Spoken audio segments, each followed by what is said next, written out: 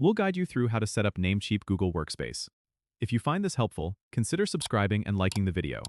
First, go to the Namecheap website and log into your account. Once you're logged in, navigate to the dashboard and locate the Apps section. Click on Google Workspace to start the setup process. You will see an option to Get Started or Manage. Click on it to proceed. You'll be prompted to choose a domain you want to associate with Google Workspace.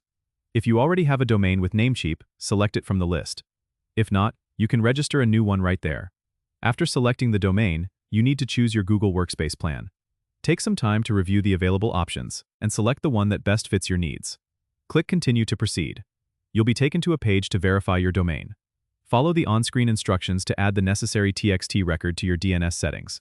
This step is crucial for verifying your ownership of the domain. Head back to your Namecheap account, find the domain under Domain List, and click Manage.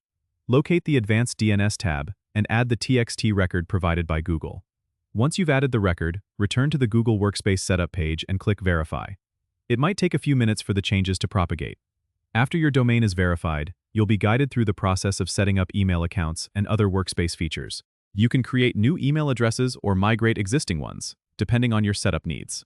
Finally, review your Google Workspace settings to customize your environment, including setting up aliases, configuring email forwarding, and more. Once everything is configured to your liking, you're all set to start using Google Workspace with your Namecheap domain.